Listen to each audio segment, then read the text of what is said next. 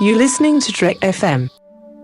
This is Steve Sansweet of Rancho Obi-Wan, and you're listening to the 602 Club.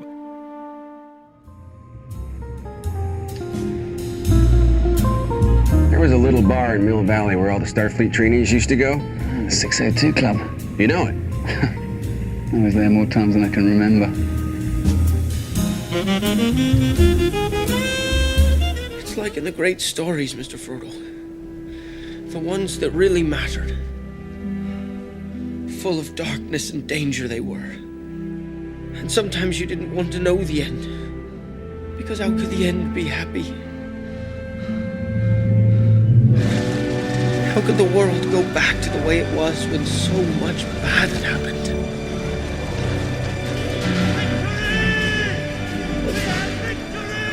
But in the end, it's only a passing thing.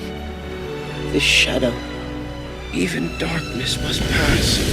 A new day will come. And when the sun shines, it'll shine out the clearer.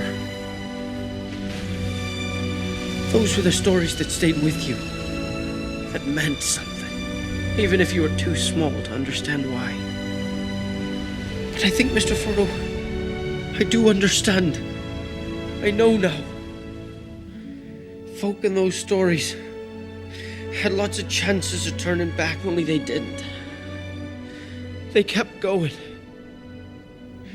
Because they were holding on to something. What are we holding on to, Sam?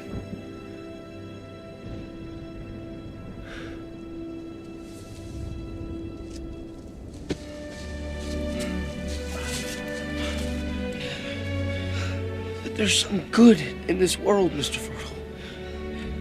And it's worth fighting for. Welcome, everyone, to the 602 Club. I mean, the Green Dragon, the Prancing Pony, whatever you want to call it. We're back. That's right. We're continuing on with our Lord of the Rings retrospective, and I'm so excited to be here tonight. It's just been so fun diving back into these films, and for me personally, I've been rereading the books along with it, so it's been a real joy, a real Tolkien extravaganza for myself, and so excited to be back here with you, the listener. Thank you so much for being here. You can find us everywhere. You know that. You can find us on iTunes at itunes.com/TrekFM. We're on Twitter at TrekFM, Facebook at Facebook.com/TrekFM. Join in the conversation over at the Babel Conference. That's our listeners-only discussion group. Just type Babel into the search field there on Facebook. Or if you go to our website at Trek.fm, you can click discussion on any of the mini bars, and that'll bring you right to our listeners-only discussion group, the Babel Conference. And, of course, you can just send us an email. We'd love to get some emails about what you thought about the Two Towers. Send that in to trek.fm/contact. Just choose a show, choose the 602 Club, and that'll come straight to me. And I'm so excited to have back with me Megan. Megan, how are you doing? I'm doing great. I'm so excited to talk about the Two Towers. I really wish that, when I talk about these films or I think about these films, I feel like I need to have a tankard of ale in front of me and my Lord of the Rings pipe going. Yeah. But unfortunately, not allowed to smoke in the apartment. So no pipe and, well, no ale because I worked out today and I got to drink water. So got to take care of the body.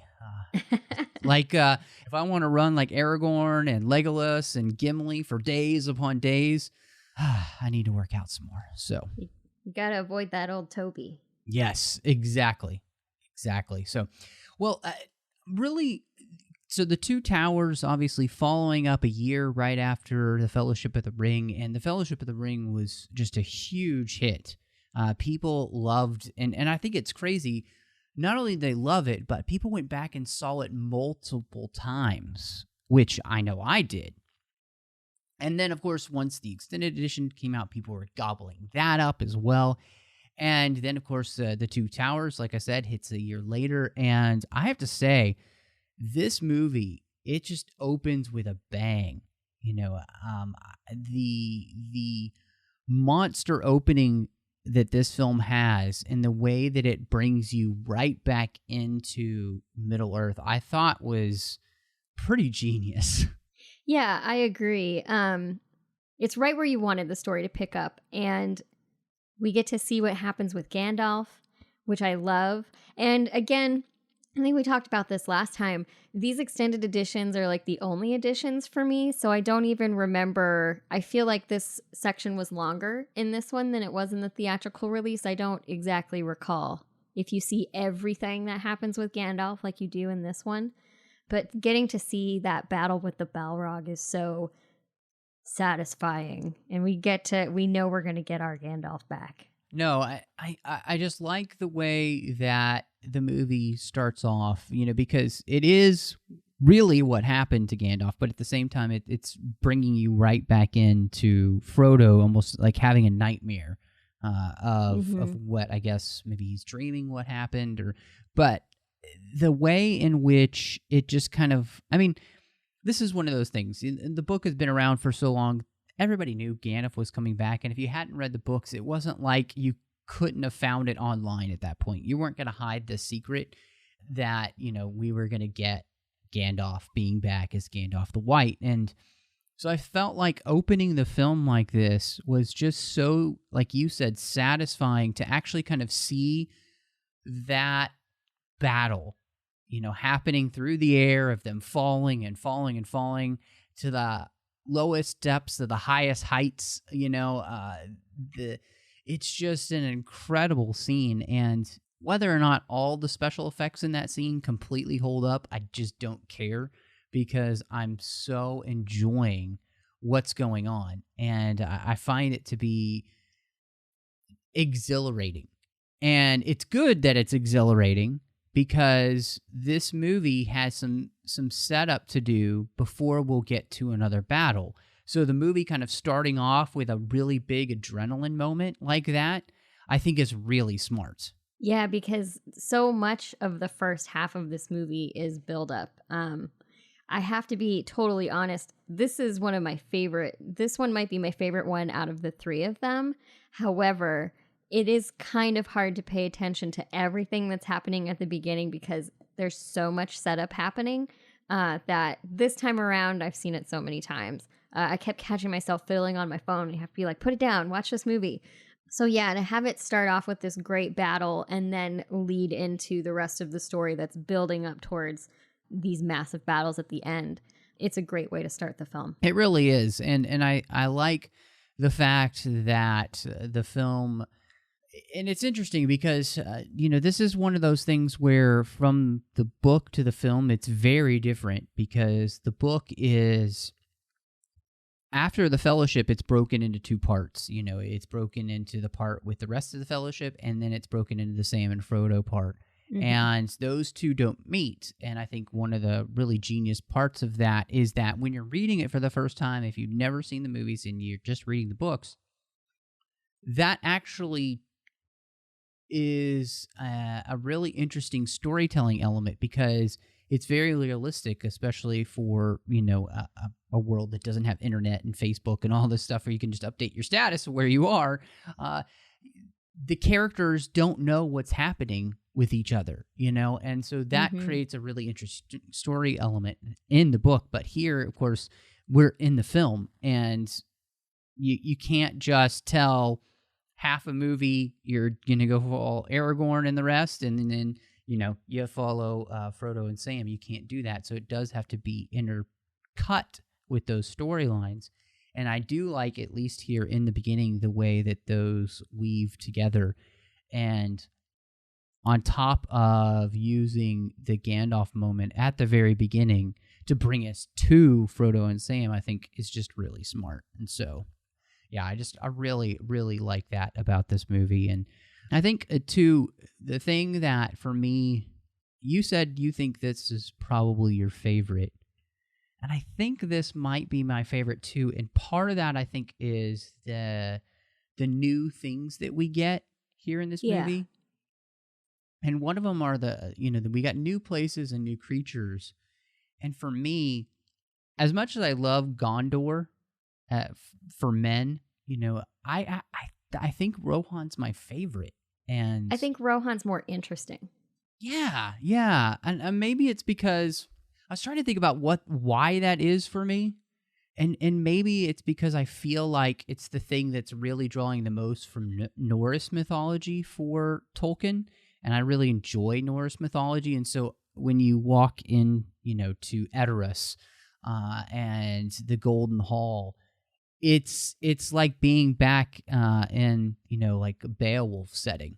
And I really love that. I really enjoy that type of mythology, and there's just something rich and deep and fascinating about the Rohan people, I find, that it's just, to me, it's mind-boggling. And then, as we've talked about 1,000 times, I think the scenery that they get for especially Edoras is outstanding. Yeah, I totally agree. And that's actually a really interesting question. What is it about Rohan that makes it so interesting? Because I'm right there with you. I feel like Rohan feels more like it could be a real place, whereas Gondor just feels so fantastical. But Rohan, it feels like it's rooted in reality, and maybe that's the North mythology-ness about it. But it feels like, I remember reading the book, it felt like I could have gone there and met these people. I think we get a lot of more interesting characters out of Rohan as well. You know what? I think that's a really fast, especially in the Two Towers. Yeah, especially here. Mm-hmm. Yes. No, I completely agree. And I would say specifically, even more so the book than the movie. Yeah. And we'll talk about it later, the difference between some of the characters, movie and book. But yeah, no, I think you're right.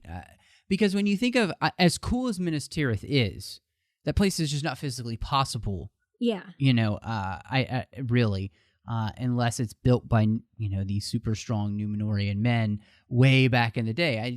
That's not a thing we could do, but we can legitimately build Edoras, Yeah. I mean, and they did.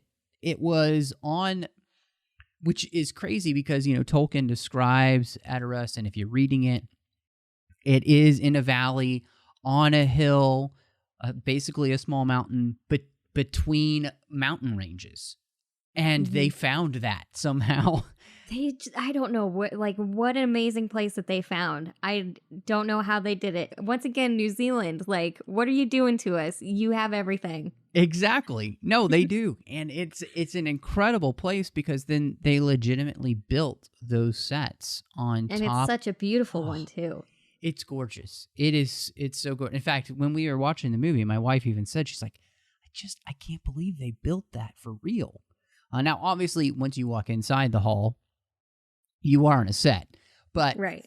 Everything else, all the entire city there on top of that hill was created, and it looks like it had been there forever, and they just stumbled upon it in the New Zealand wilderness, and it's amazing. Oh, I completely agree. It really is amazing, and so I think you're right on track that there is something very familiar and very almost comforting, I think, about the people of Rohan and the situation that they're in too. I mean, I think we're much more used to in stories, and especially kind of fairy type stories, where a king is under the sway of an evil advisor, and that's exactly what's happening here. So I think all of that really goes into it, and so yeah, I really, Edoras itself is a place that, oh my gosh, I wish that was one of the things that was still there from the Lord of the Rings set. Me too. But that is a place that they legitimately had to take everything apart, put it all back the way that they found it.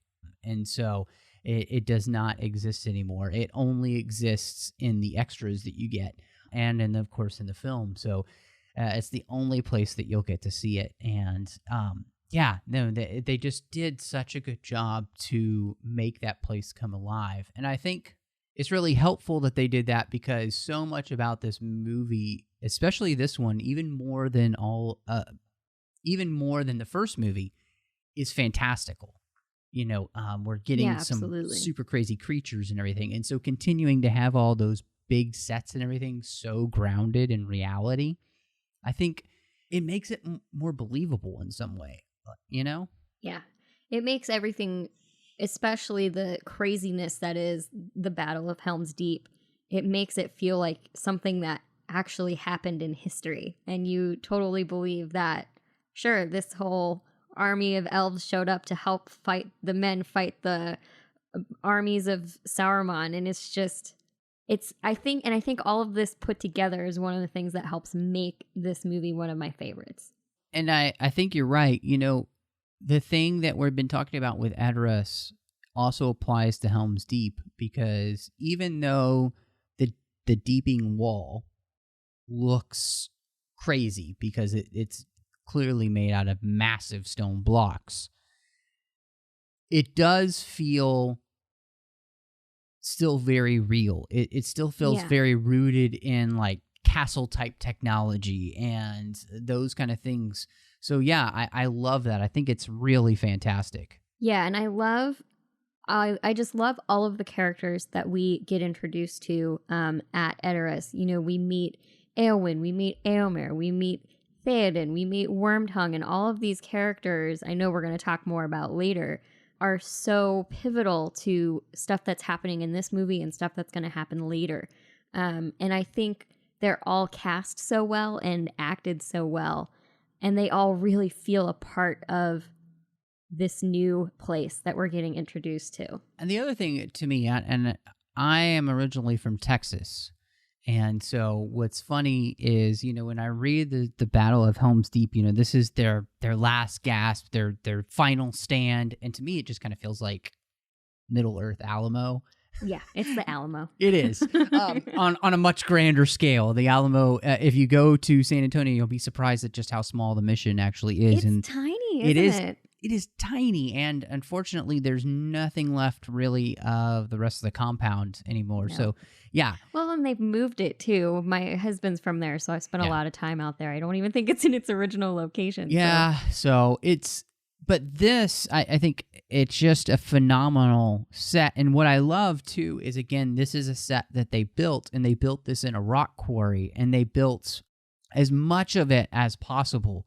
Obviously, they can't make it full scale. But then in that same rock quarry, they built what we would call the biggest bigature of the series, which was creating... I can't remember I haven't watched the extras in a while, so I don't remember the scale that it was. But it's like 1/3 scale, basically, the original, what the normal size would be.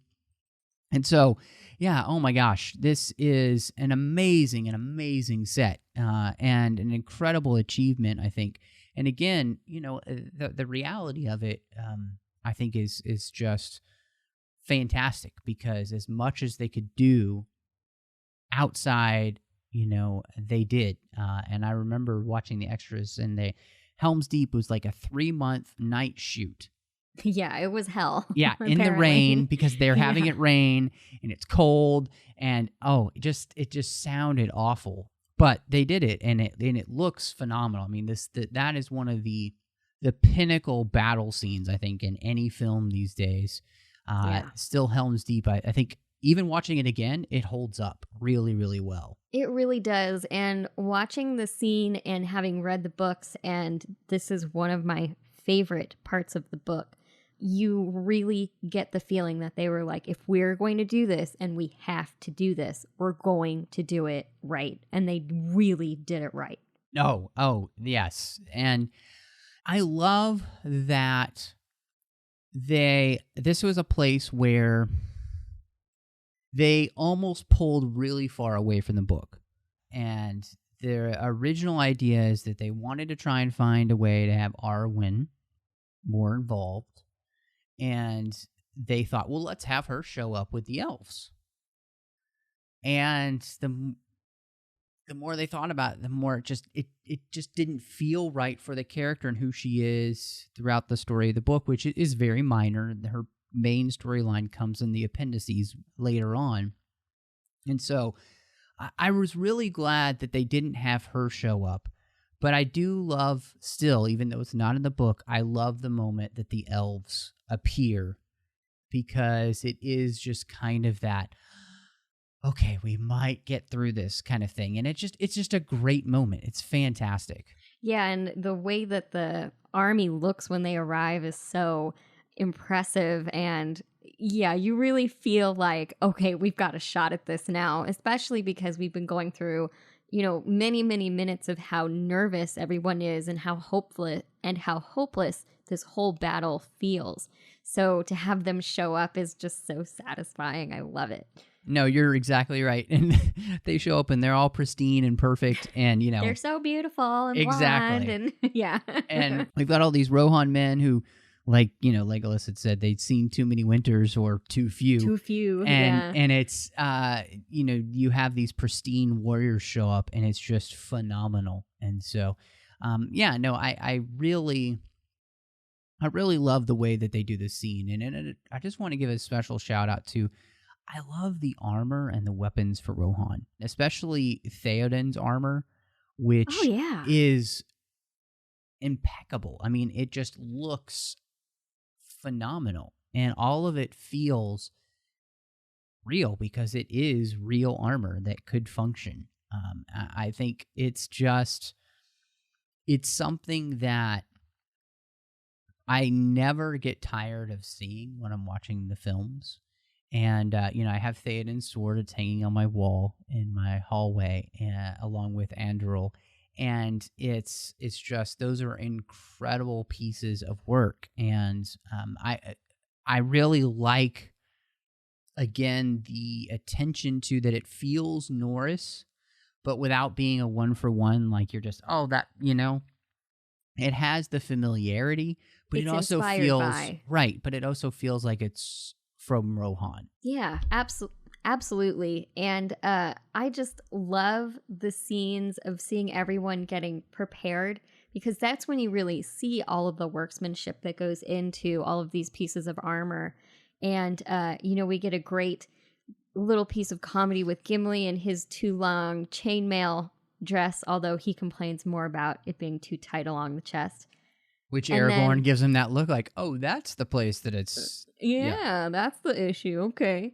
And then I love the scene where Theoden is being dressed in his armor, because it's such a phenomenal character moment for him. And we really see how much he's doubting everything. And, he's questioning every decision he's made up until this point. And it's just a great piece of acting. Completely agree. I think that's just the whole thing. It's really working, especially when it's coming to Rohan and how they're handling the characters. And I really enjoy all of that. And on top of all of that we get new, like basically just a whole new culture. We also get a very different type of culture, which is the Ents. And I have to say, for the most part, I love bringing them to life. I love the imagination that they came up with. Rereading the book, they do feel more man-tree-ish than tree-man. Tree-manish, yeah, I completely agree. But I think for the film, it works really, really well. And the creature design, because Treebeard, when he's holding the hobbits, is real, he's a real thing they're sitting on, it works great. So all the technology is not perfect anymore with the blending of the different types of technology they are using. But I love the character. I love what he has to say. And I love what the Ents, stand for. And I think it's a wonderful addition to the story, even if it is just Gimli's voice playing Treebeard. I don't mind that. It doesn't bother me at all. The Ents. How much do I love the Ents? I love them so very much. I think they are my all-time favorite thing to come out of the Lord of the Rings books. There is something about them that just touches my heart so much. I don't love them in the movie, but they did it well enough that I can get past it and still really enjoy it. Like you said, I think the character design is not quite what I had in mind. He's not quite big enough. He's not quite slow enough. But we have a movie that we have to get through, right? So it can't be perfect. And this is one of the things I do remember between the extended edition and the theatrical releases. They cut out a lot of his poetry. And I love how they kind of weaved it back into the extended edition by having him speaking, and they have all these great helicopter shots over all the forests of New Zealand, and you kind of have a couple of moments of communing with the trees with Treebeard. So I'm just so glad that it made it into the movie and that it wasn't completely terrible, because it's my favorite part of the adventure. I love Merry and Pippin. I love them hanging out with Treebeard, and I love the battle for Isengard. It's so satisfying and fun to watch. And I think my favorite part is the Ent guy who's catching on fire. And as the water is coming into Isengard, he runs and puts his head out in the waters. Yes, yes, that's phenomenal. Love that. I love the Ents. No, I really do. I love the Ents as well. And what I love about them is the way in which, they talk about the respect for the resources at our disposal. In war, things get forgotten, especially like the land itself. And the idea of being good stewards. And nobody has been good stewards of the woods. Even the elves haven't been great stewards of the woods as much as they used to because of all that's been going on. And that relationship between the elves and the Ents has gone awry because the elves have been too preoccupied with everything. And they haven't been, talking to Ents anymore. And so I love all of that. And I love that part of the book. And so I bring that into the movie. The one thing I wish that the movie had that the book doesn't is Golden Beam. The Ent that, as they're still having the Entmoot, he's the one who decides that he's ready. He's hasty. He's basically the most hasty of all of the Ents, and he's ready to just go. And I think that is phenomenal. I like the way that they use the story with Merry and Pippin being very much a part of why it's important that they're there. And so even though the Ents make that decision by themselves in the book, they don't need Merry and Pippin. But I think it's smart. It gives a little bit of good reasoning for them to be there. And again, I'm with you. When they go to tear up Isengard, it's phenomenal. And so that satisfying. And really, the way in which they bring that to life is fantastic. So I really, really like that. And I feel like they do justice to the book in that scene. It's so I good. agree. Yeah. I do have to say that the rest of the Ents, other than Treebeard, don't look as They're good. kind of weak. Yeah, they're not as cool looking as him. You can tell they spent way more time designing Treebeard than anyone else. No, completely agree. It is definitely something where you can tell that Treebeard is this real thing that they've created, and it's a hybrid and all, and the rest of them are all CGI, and it's just not the best work when they're close up. When they're far away and they're all just like destroying things, it looks great. But no, exactly.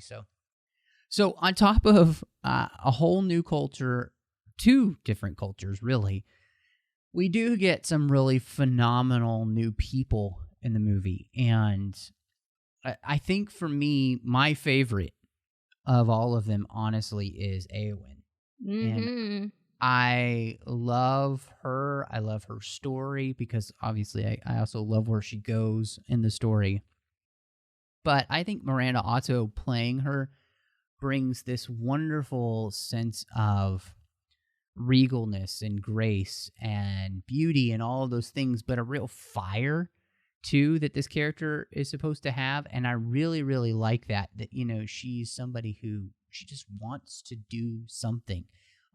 And I love that. And I love the character. And I think, she's the, if you can say, she's the Middle Earth feminist of the story, Yeah. And I love it.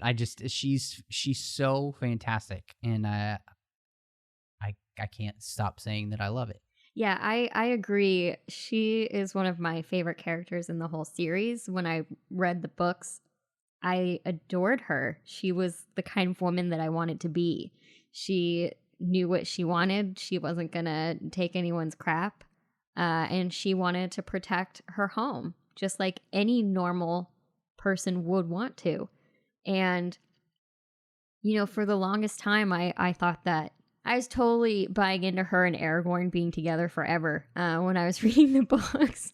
So I just love her. She's an amazing character, and I totally agree with you. I think that Miranda Otto is so well cast in the role, and I just love that we get to meet her finally in this movie.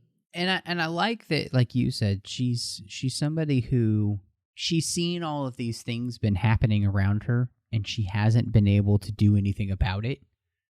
And finally, she gets the opportunity to do something. And what I actually really like, especially at Helm's Deep, she wants to fight, and the reason that they ask her not to, and they send her to the caves, is who will lead the people if we all die? Yeah, exactly. You're the leader. You're going to be the one that we would entrust to lead. You're the only one with the strength to. And I thought that said a lot about the character, and that the responsibility which she was given wasn't because she was a woman. It's because she's the only one we could trust to actually be in leadership, if everybody's dead. Yeah. And I thought that was actually a really strong and beautiful statement for the character and for especially who she's going to become. I think it's a nice way to. It's a wonderfully well written part, especially for Tolkien, who gets It's a boys' club. Yeah, it's a boys' club. It's a boys' club. Yeah. Yeah. So even though she turns out to be one of the most important people in the entire story, which is pretty fun. Absolutely. So. Yeah, and she doesn't. I feel like in the movie, I don't think. I think in the movie she has a tendency to feel like she's being brushed aside as the lady. So this is one of the instances that I really recommend reading the book, because when you read the book, it doesn't feel like that at all. It's just like you said, they trust her, they value her as a leader, and that's why they're asking her to do the things that she's doing.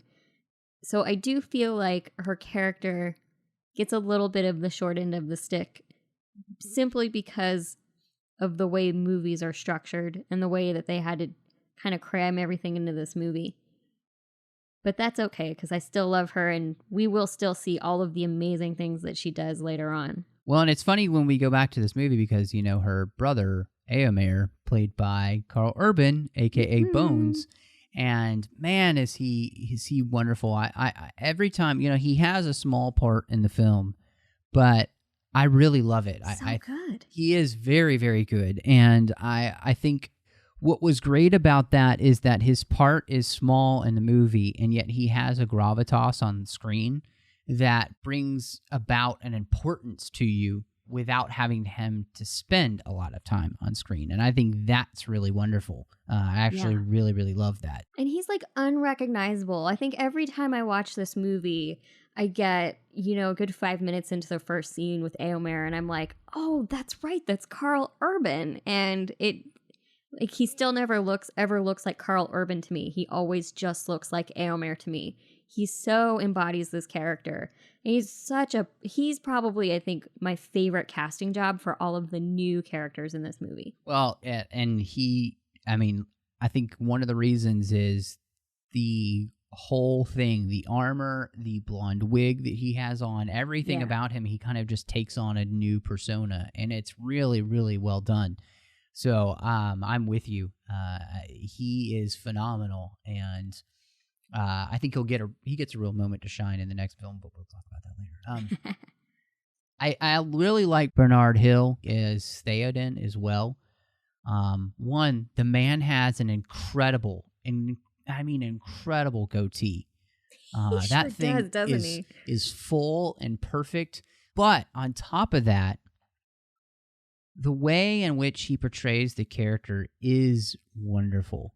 And there is a shift between how he's portrayed in the book and in the movie, but I think that he is just, the king who feels like he's past his prime and past his time, and not sure how to really protect his people best is fantastic. And I really, really like him. And I've always really liked him as a character, even from reading the book. So I can't imagine a better casting choice to bring that to life. But I think Bernard Hill really brings to the role this sense of having made such a big mistake, right? Having fallen to Wormtongue's evil spells and missing all of these hugely important things that have been happening around him, including the death of his own son. I can't even imagine what it would be like to wake up to that and realize that all of these things had happened around you seemingly with your blessing, and just none of it was what you would have wished for your people. And now he's in this really dire situation where they're potentially all going to die. And I think he does a great job of portraying this unease with what's happening around him, but he's also resigned to his fate, and he's going to fight as hard as he can while he's still standing. And it's just such a beautiful portrayal. I completely agree, and that's one of the things that I really like about Wormtongue and the character and who they cast. I think is just fantastic, and the way that he plays that role of being the snake in the grass, that has slowly worked its way in before it's gotten its fangs into you, and it's just phenomenal. I mean, he's so slimy and creepy. Yeah, Brad Dourif was just perfect casting. And I don't even know what else you could say other than, I is that a compliment to Brad Dourif that he's perfect casting for Wormtongue? I'm not sure. I think so. Oh man, but he nails that role of taking over for the king by sweet words that have lulled, the king into a stupor. And I kind of love what that says, like the politician that always just says what you want, and so you stop paying attention, you stop caring, and before you know it, you're a weak old man or woman sitting there with years taking off of you, wondering where your life went. It's vaguely familiar these days, but wonderful casting and a well-played role, and so I really enjoy him as a character. And I think what's interesting is that the last main character that is really big in the movie that we get is Faramir. Mm-hmm. And Faramir is very different than he was in the book. Yeah. And it bothers me.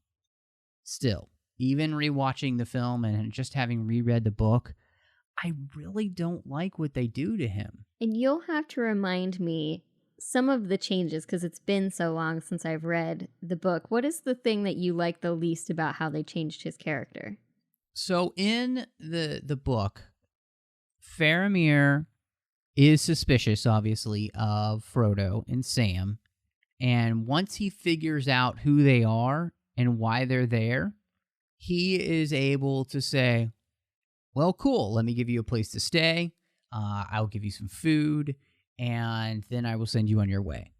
Because he has no desire, like his brother, Boromir, to take the ring. He wants no part of it. And what's interesting, I think, is that Faramir is much more in line with Aragorn as a character, and I mean his character as a person is in line with Aragorn's, where he could say no to the ring. Yeah. Which they thought when they were making the movie, okay, we've just been saying that this ring is the most evil thing and the weakness of man and all this stuff. They just didn't feel like it worked for the film. But I think it hurts the character too much to make him this kind of wishy-washy, oh, daddy doesn't love me, I want to, do my part and all of that, and be willing to take the ring back. And I feel like it almost character assassinates the character of Faramir. Yeah. Even though he does make the turn later, I think it really harms the character, specifically in conjunction with the Eowyn character. Yeah, I think in the third movie in particular, that really kind of, towards the end of the film, that really makes itself apparent. You saying that, it really did help jog my memory, because I remember when I was reading the books, I really loved Faramir as a character and did not like Boromir so much. And I thought that they were such great foils for one another. So yeah, you're right. Here in the movie, he falls prey to the same desires as his brother, which is one of the things that made me like him so much when I read the books. Is he's strong, and he's someone that you can kind of get behind and trust as one of the future leaders of the world of men, right? I do love David Wenham in the role, though. Mm-hmm. Yeah. Beautiful casting job. A great casting. And I think that what's so interesting about the story is that I feel like you could add suspense to the role by making Frodo and Sam unsure about who this character is and what's going to happen, and build that suspense until finally there's that moment, almost like at the top of the hill there in the first movie, in the Fellowship, where they're standing there on the old seeing stone area, and Aragorn closes his hand and says, "I would have gone with you to the bitter end." That was another moment of tension because you didn't know what was going to happen. I think they could have built up that same tension with Faramir until you make the revelation that he's not interested. Yeah. And you could have used the death of Boromir like they do in the book, because Frodo hasn't heard about the death of Boromir and all that stuff, and again, making him uneasy. You can really do a lot of that stuff if you wrote the part and just continued to kind of ratchet up the tension until that moment. And it would have been much better for the character, because one of the things I love about Eowyn, to kind of combine these two things, Eowyn is in love with the idea of Aragorn and who he is. She sees the strength in him. I think she's reminded of people that probably what Theoden used to be. What she also sees the good qualities in her own brother.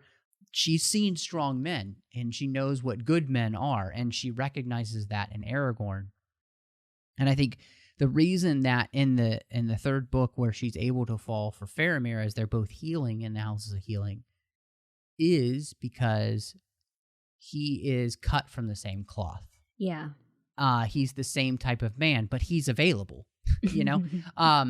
And so she's not trading down or anything. She gets to fall in love with a man who is just as honorable and everything, and can return her affection. Yeah. It feels like she ends up settling for him later on, which is disappointing. Right. Yeah. Which is not what you get in the book, because they're two men, again, very similar in their character and in who they are. Aragorn is just, in the book, he's always in love with Arwen, and desire for him as a person is much more, I think, about her desire to to find the strength in a good man and all of those kind of things. So again, coming back to the Faramir character, it just hurts him, I feel like, to do this to him and make him have to have the moment where Ringwraith comes on the fell beast and almost takes the ring from Frodo and all, and to realize, to be woken up to the fact, oh no, we can't, it just... It's disappointing. It is. And I think part of the reason that they did that is because timeline-wise, Frodo and Sam are just kind of wandering around a lot more. Yeah. Which is to be expected, as they're walking around with Gollum. And so I guess they felt like they needed to add some kind of more story there. But, the main thrust of this book is about, I think the book was Rohan, really.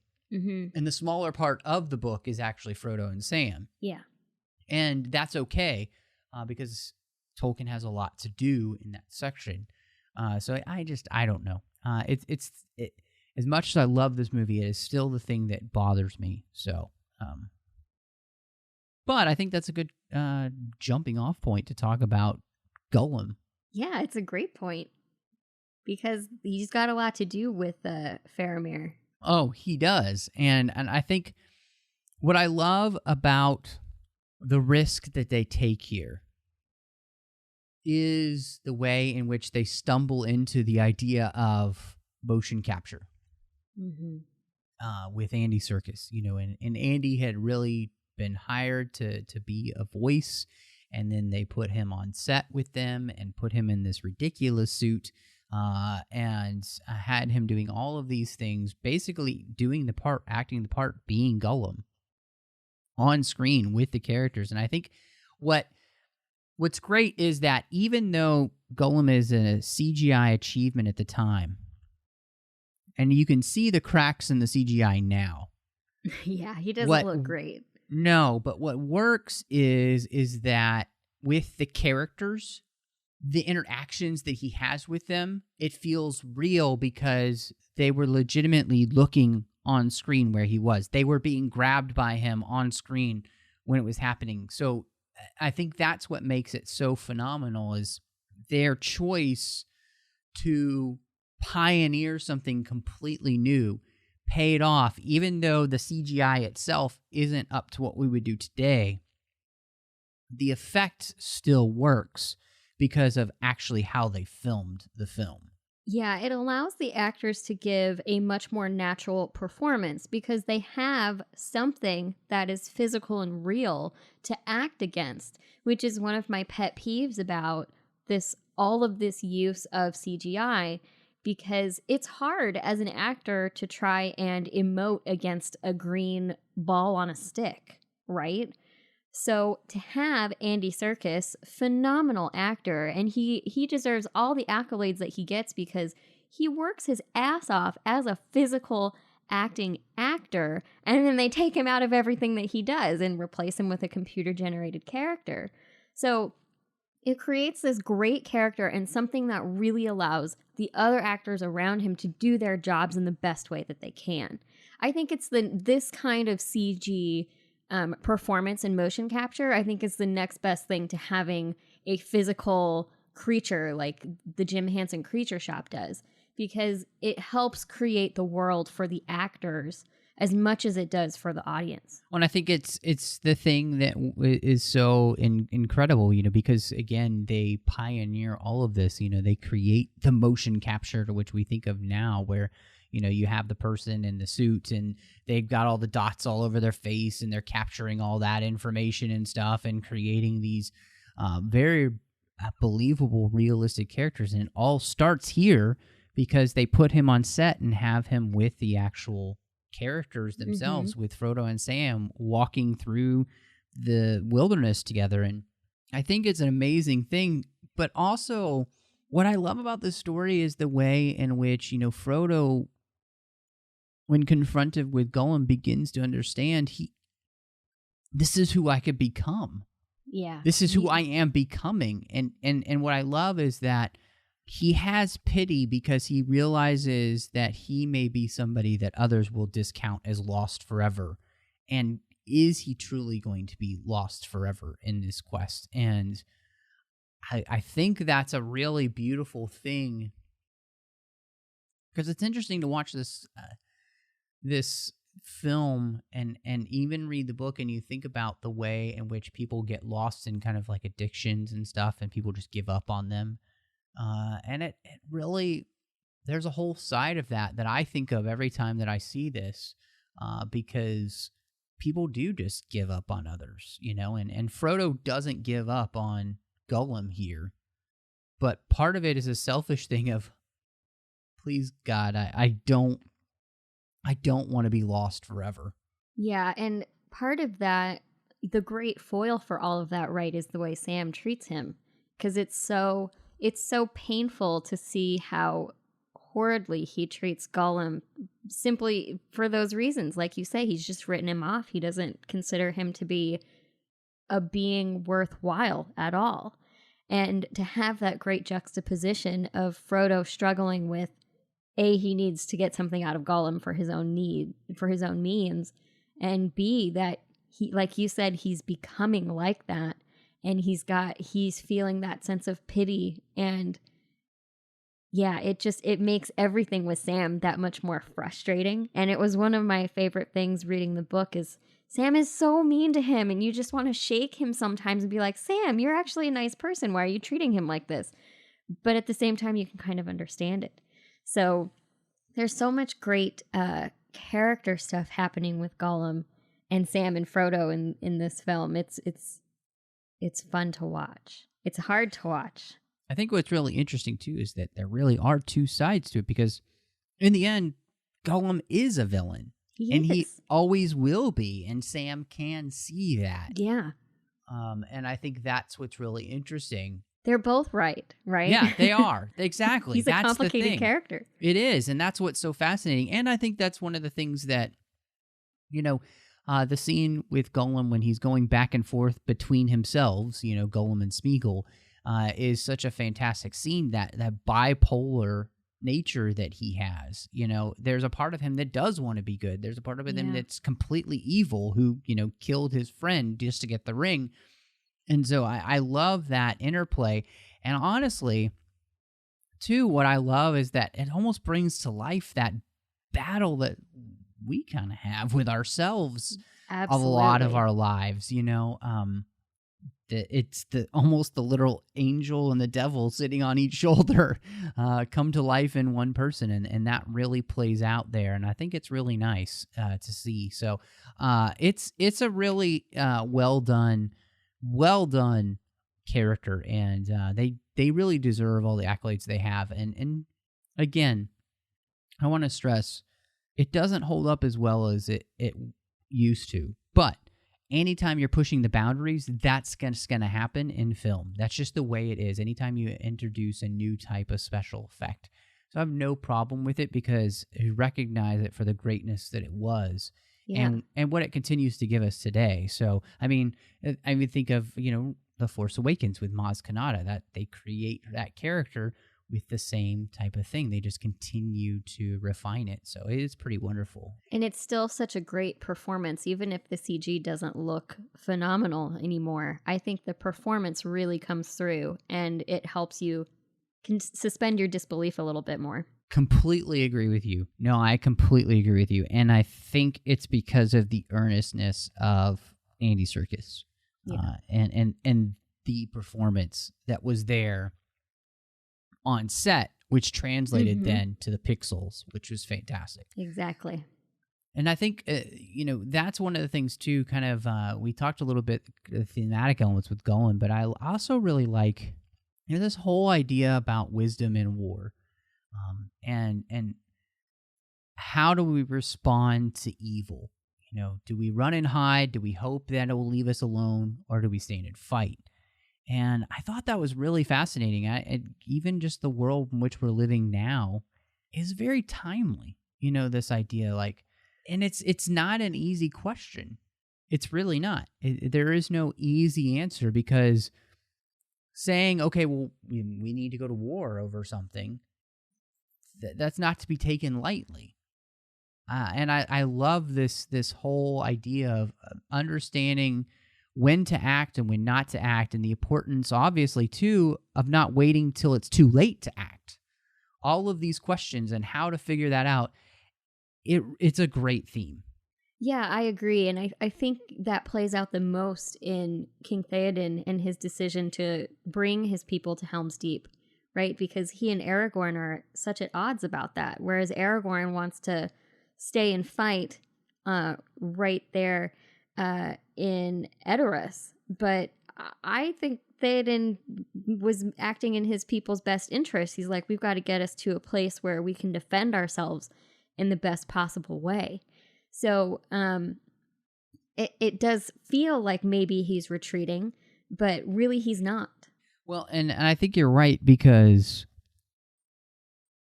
for Theoden, and it is different in the book, that Theoden and they go to Helm's Deep because it is the most defensible position that they have.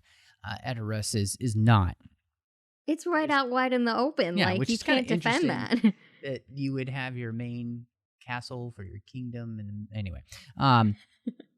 But no, you're right, and so the idea of going there for the last stand is, and that this is the best way to keep our people safe is phenomenal. And I think, you know, the decision also plays out too for the Ents. You know, what do we do? Do we go to war? Do we not go to war? And what I really liked is, you know, Merry and Pippin, and again, it's different from the book, but I think it's a really important thing. But you're part of this world. Yeah. And if you don't help, it could all be lost. And so you'll be gone too. You know, if Sauron takes over the world, it's game over, folks. I love how Pippin tricks him into going over towards Isengard so that he can see the truth of what's happening. Because part of what they weren't making a fully informed decision, right? These Ents, they've been living in the woods, doing whatever Ents do, sleeping mostly. They have no idea what's actually happening.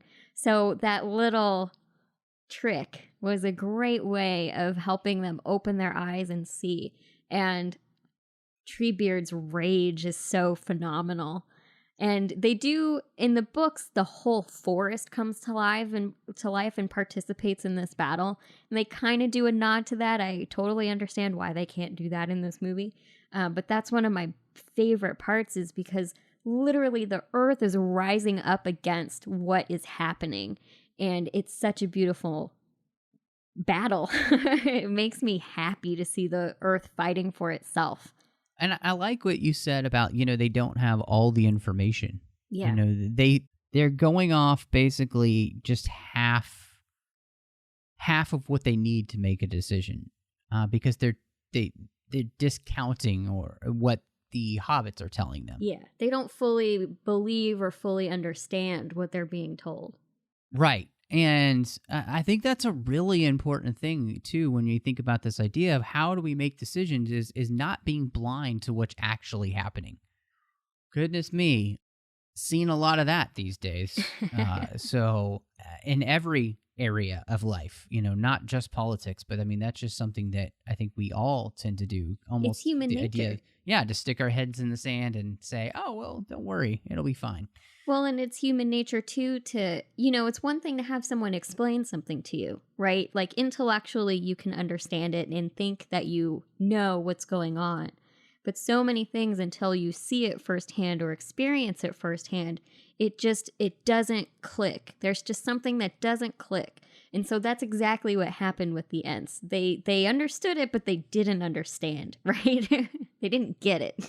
No, exactly. And I think that's the thing that I really do love about the Lord of the Rings series, is that it is about all of these different peoples and different cultures coming together to face down evil. And part of that is naming the evil and knowing who the enemy is and being okay with saying we have to do something. Even if we'll lose, we have to try, because there's never a guarantee of success in the story. It is only the hope that they can succeed. And I think that's a really important thing. And their hope is found in doing it together rather than separately. And I think that's a pretty beautiful thing to see in the movie and in the book. You know, it is about all of the, you know, elves and dwarves and men and Ents and hobbits all coming together. Yeah, hobbits is all coming together. And a person that everybody discounts finding a way to destroy evil once and for all. And I think that's pretty beautiful. And, you know, that there's a cost to it, too. And we'll see that, you know, for sure. We've seen a little bit of it here, but we'll see even more of it in the end. And so I think it's wonderful. Last quick thing, I just have to shout out to Howard Shore and the music.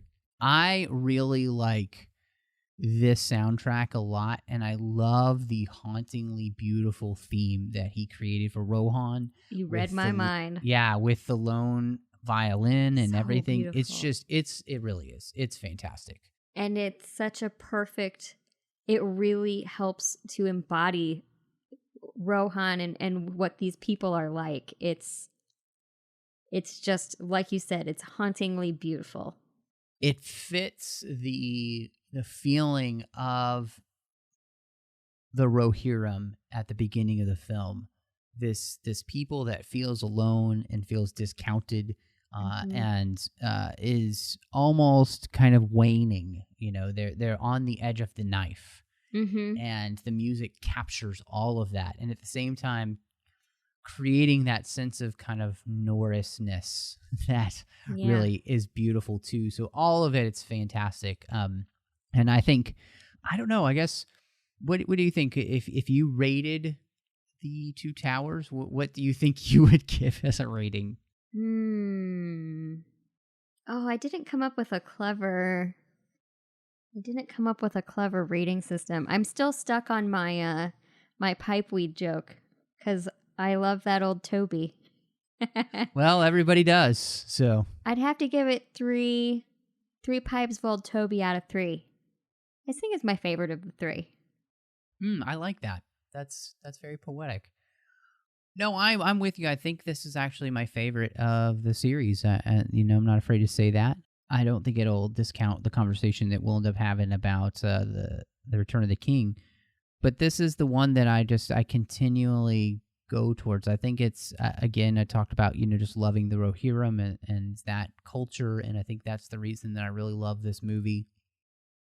And it's, you know, one of the things that's always interesting to me in trilogies is the way in which the middle film tends to open up the world, and this one really does that. I mean, the world is wide open, and I think it does a really great job of just digging you in deeper to the story and everything. And I love the new characters we get, the actors portraying them. Everything here is working for me for the most part. And even with my problems with Faramir, it is still my favorite of the series. And so I think that I will give this 3.75 Ents out of 3. And that is because that one Ent, he got hit one of his arms chopped off by the orcs. You know, but he's still good. You know, he's still 0.75 of an Ent. So even with that. That's a good one. I like that. But I'm loving going through the series. I can't wait to get to the Return of the King, to finish reading the book too. I'm just really glad that I've made that concerted effort to try and read through the book as well, because it's been a lot of fun. I wanted to do that with the Harry Potter movies, but I just haven't had that much time. That's a lot of reading, man. It's a lot of reading with all the other reading I do, but thank you so much for all the listeners joining us. I really appreciate you guys. You guys are the best listeners. Thank you. I'm so glad that we get to every week just talk about a great new geeky topic here. And we do that with the support of our associate producers, Ken Tripp, Davis Grayson, and Norman Lau. Love these guys and for what they do for the network through Patreon. We are a listener-supported network, and if you would like to know how you can support the network each and every month, make sure all the content keeps coming to you. Go to patreon.com/TrekFM and just see how you can become part of the team. Every little bit helps, and we definitely do need you. We have so much going on here at Trek FM, and there's just no way we can do it without you. Again, just go to patreon.com/TrekFM. Megan, thank you so much for being here with me tonight. It has been a blast talking about this movie with you, and I can't wait to wrap it up. But before we go, let everybody know where they can find you and about the podcast that you do over there at Educating Geeks. Yeah, so if you want to find me as a person, you can find me at Meg Calcote. That's MEGCALCOTE, and that's on Twitter and Instagram. And if you want to know more about my podcast, you can follow us at Educating Geeks. We're on Twitter, Instagram, and Facebook. And Educating Geeks is a lot like the 602 Club, where we talk about programs, games, TV shows, movies that we want other people to get into. So if we find out that a good friend of ours has never seen the Lord of the Rings movies, we don't revoke their geek card. We say, hey, let's watch the Lord of the Rings together, and then we talk about it afterwards. So we get this really neat newbie perspective on some of our favorite things that we've been maybe really big fans of for a long time. So it's really fun to get that new perspective. And we're at educatinggeeks.com, or once again, just Educating Geeks on your favorite social network. Well, I can be found all over the place as well. You can find me on Twitter at MattRushing02. You can also find me here on the network doing The Orb with Chris Jones, where we talk about Deep Space Nine. I'm also doing Literary Treks with Dan and Bruce, talking about the books and the comics of Star Trek, which is a lot of fun. We also get a chance to interview the authors, which I really enjoy, so make sure you check that out. Of course, you can also find, you're listening to the 602 Club now, but don't forget, if you love all the Star Wars episodes we do, if you're just interested in Star Wars, you can find Star Wars The 602 Club collection there on iTunes in its own feed, so make sure you check that out if you're a huge Star Wars fan. And if you love Star Wars, you're going to want to check out Aggressive Negotiations that I do with John Mills. You can find that over on the nerdparty.com or, of course, on iTunes. That's Aggressive Negotiations. Well, thank you so much for joining us. And y'all come back now, you hear?